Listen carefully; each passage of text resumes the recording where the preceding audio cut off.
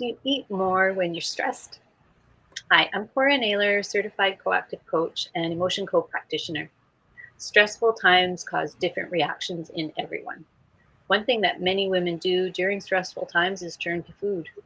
Whether it's stress of worrying about our kids after they move out, or something like the stress of a pandemic, may cause us to turn to foods that may not be the best for us. So, to talk more about that and what we can do, I've invited Hannah Koschak to join us today. Hannah is a registered dietitian with a clinical background. After many years managing disease for patients, she stepped out on her own to pursue helping people prevent disease.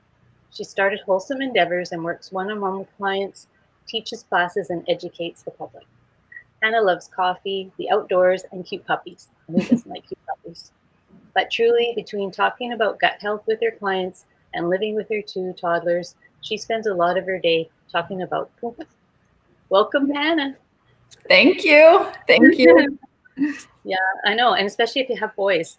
Yep, I do. 2 boys. Yeah, my kids are 28. We still talk about bodily functions. It's a really common thing. Yes. Nothing's too personal for me most times. Yeah, for sure. So today I just thought it'd be really awesome to talk about, how we eat during stressful times, because I know that's really common and people are looking for comfort right now, especially with all the COVID stuff going on. So maybe you can tell us what's your take on emotional eating? Yeah, it's very common and most of us do it on some level. The thing though is people will often say, oh, when I'm stressed, I just don't eat. It just, like I'm too stressed to eat. But then they find that when they're in an uncomfortable situation or they're just finally looking for that like sad feeling of something, they tend to overeat. So maybe they're not stress eating, but they're emotional eating. So there's so many different types. And some of the things that I wanted to mention today is how emotional eating is actually different from stress eating, and it's actually different from boredom eating. Mm. Oh, so maybe, let's start with that. What are the differences? Yeah. So, I mean, again, like it's easy for people to say, oh, I'm not an emotional eater. But when you're bored because, maybe your spouse isn't there or your kids are out of the house and they used to be your entertainment, you're just wondering how that bag of chips got empty at 9 p.m. So actually, that's your boredom eater, not maybe a stress eater or emotional eater. Emotional eating is looking for comfort. That's the obvious, right? But when you're stress eating, you're looking for a distraction and you're looking for a solution. And since you don't have the control in most cases for those things, you resort to food, which is something you do have control of. And then boredom eating or lonely eating is looking for entertainment. So even though, they all lead to the same thing, eating, they stem from different situations and scenarios. Yeah. And I think it's really common. I did ask this question on my Facebook page yesterday, and some of the responses were yes, that they did eat more when they were feeling stressed. And so I was asking them what were the kinds of things that they were eating. And the common denominators were sweet and salty. I think it's, we tend to go to the junk food kind of things when we're looking for that. Yes. Yeah. Do you have any tips on? That's a good kind of way to decipher what you struggle with more, because emotional eating, you're going to look for foods that fulfill that craving, that give you that satisfaction. So you can just be like, okay, I feel better. I mean, unfortunately, that's your subconscious saying, hey, I know how to make you feel better. And then you look for that food. So rerouting that subconscious is so important to kind of treat that. But when it comes to boredom eating and stress eating, there's no perfect food. There's no craving. So you'll technically eat anything as long as it's there, because you're doing it for distraction more than to feel that comfort. So you are kind of victim a little bit more if you're a bored or stress eater, because then you tend to overeat on anything. Whereas emotional eating, you're looking for that chocolate cake or you're looking for something to fill that craving. Yeah. And what do you suggest when people have that? Like, if that's the issue, it is, like I say, it's hard. Everyone's under a lot of stress right now with the overall, state of the world at the moment. And I think sometimes we don't even realize that we're under stress or feeling it because everything's just a little more awkward these days. Just going to get groceries isn't like it used to be. Mhm. So we're looking for something to help get us through. And it's not always easy to stay on the healthy track. Exactly. So I have a few different tips for each one because how you approach them is different. And when it comes to emotional eating, the biggest thing is looking at your life and where the emotions are coming. And typically that's the reroute, that's your schedule. So with schedule changes, you find that you're more emotional just because of the changes in your lifestyle. So how are old habits changing to be new habits? So now, after maybe something that has brought up emotions in being at home, you are more likely to go to that pantry. So, looking at your new habits and where they are, and then where those emotions are coming from. Like, is it something about work that you're missing your coworkers, or you just really dislike your at-home scenario or your office? So, being aware is key because we tend to not notice until it's too late. Yeah. Yeah. And like for empty nesters, in some ways, it's easier too because we can not buy the stuff. You tend to have a few more snacky kind of things around when you have kids at home. Yeah, But if you're an empty nester, you can not buy those foods. yeah. And then it's a lot easier if they're not in the cupboard calling your name, because I know that happens to me sometimes. If they're not there, I don't think about it, but you're still looking for something. So Yes. maybe some tips on suggestions. Do you have any Yes. suggestions on things that are good substitutes when people are having those cravings for that salt or sugar kind of thing? It's funny because coming from experience with emotional eating, even if I don't have it in the house, you would not believe how I could scavenge to find something. So it just depends.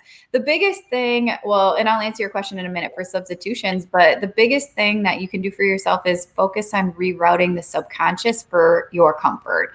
And your subconscious leads you to actions. Your subconscious is what you've been feeding for years by going to food.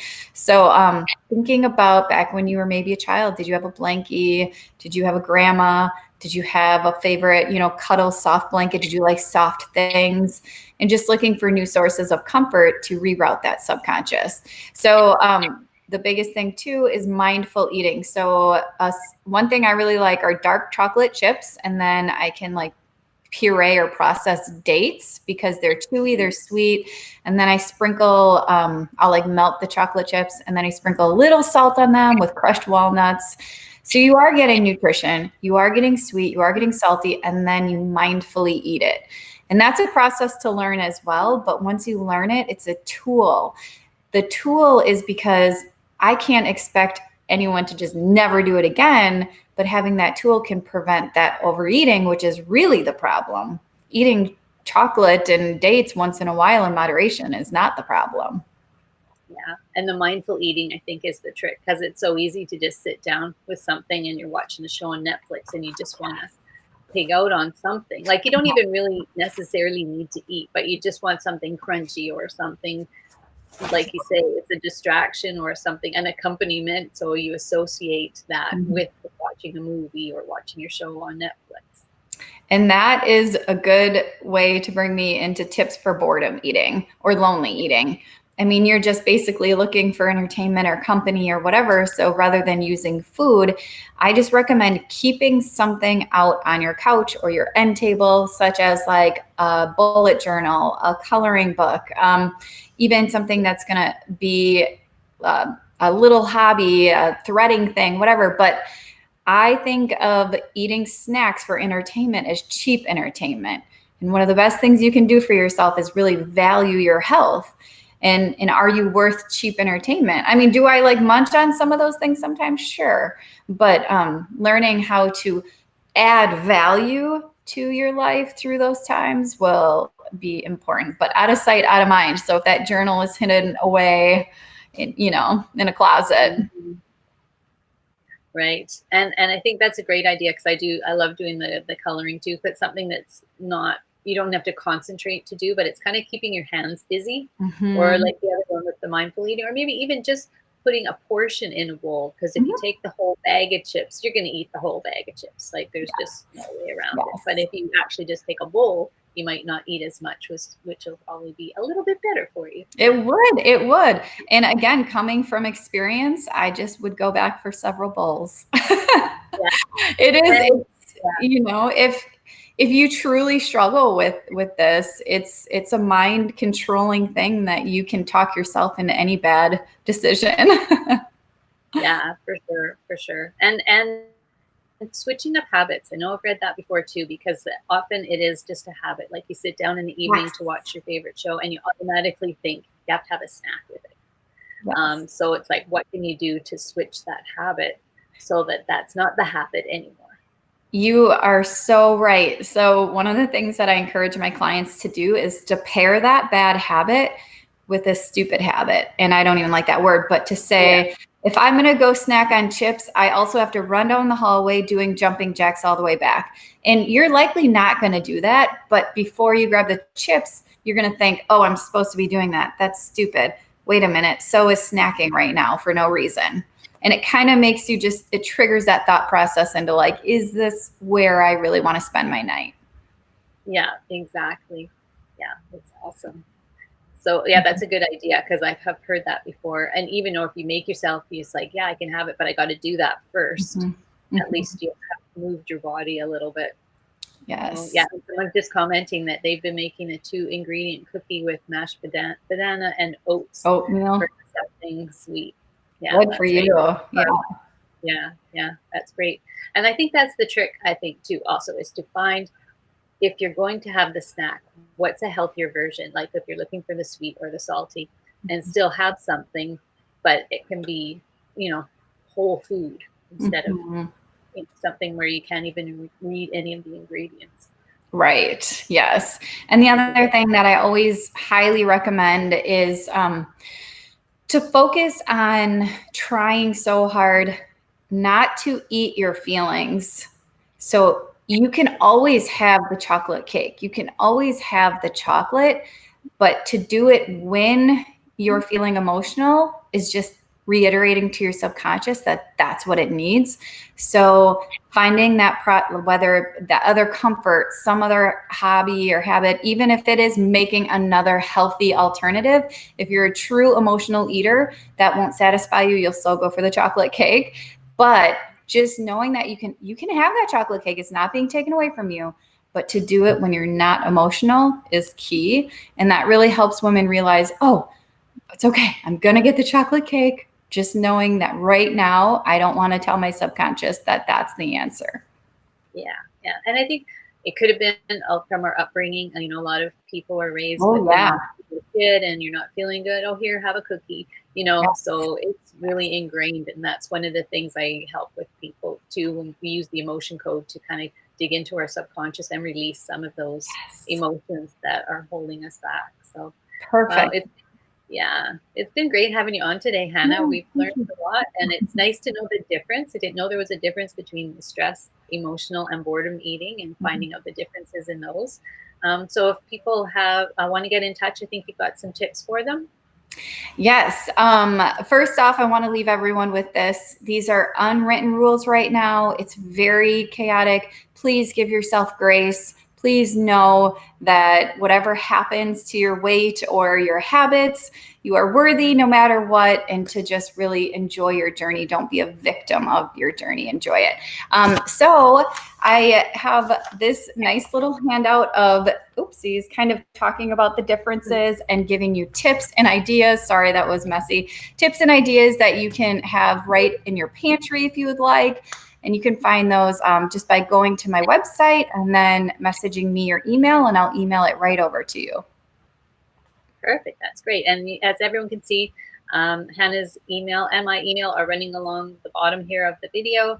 So Hannah's is wholesomeendeavors.com and I'm CoraNaylor.com.